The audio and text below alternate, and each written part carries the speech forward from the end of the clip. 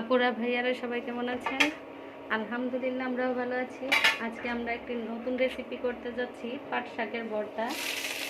তো প্রথমে আমরা মরিচ কিছু ভেজে নিয়েছি, এখন আমরা দিয়ে দিচ্ছি রসুন।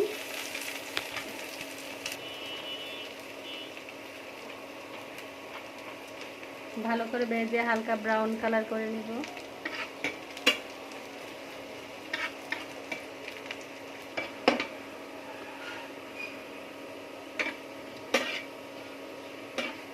আমাদের রসুনগুলো ব্রাউন কালার হয়ে গেছে নাকি?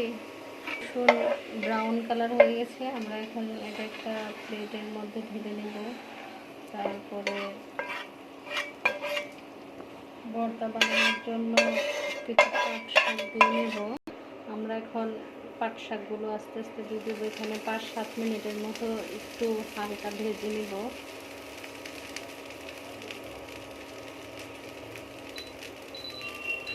চুলার আঁচটা একটু কমিয়ে নেই, মিডিয়াম আছে। এটা কিন্তু তেল ছাড়া, তেল দিয়ে ভাজলে এটা পাট শাক হয়। আমরা পাটের শাকের ভর্তা বানাবো, যেহেতু এটা তেল ছাড়া শরীরের জন্য অনেক উপকার। তেল আমাদের স্বাস্থ্যের জন্য অনেক ক্ষতিকারক।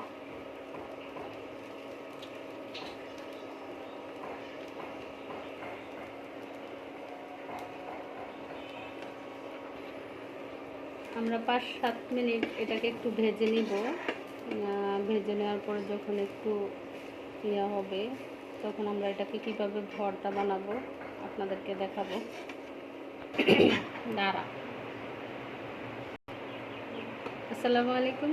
দেখতে দেখতে প্রায় আমাদের শাকগুলো ভাজা হয়ে গেছে। এখন আমরা শাকগুলোকে একটু চুলার আঁচটা একটু কমিয়ে নিই। আমরা শাকগুলো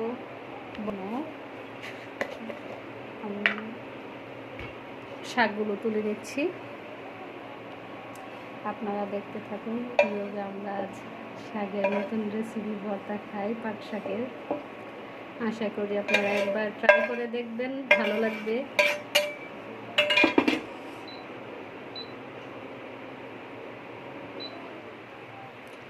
এখন আমরা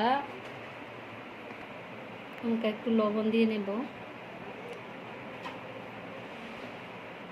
ভর্তার জন্য। মরিচগুলো ভেঙে নেব।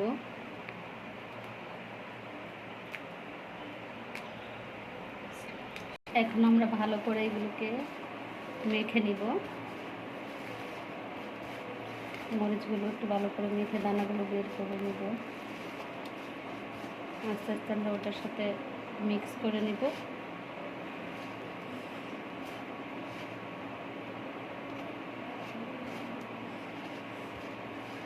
গরম ভাতের সাথে সেই স্বাদ।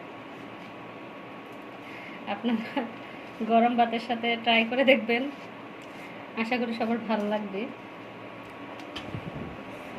এই হচ্ছে আমাদের ভর্তার ফাইনাল লুক। সবাই ভালো থাকবেন, সুস্থ থাকবেন। আসসালামু আলাইকুম।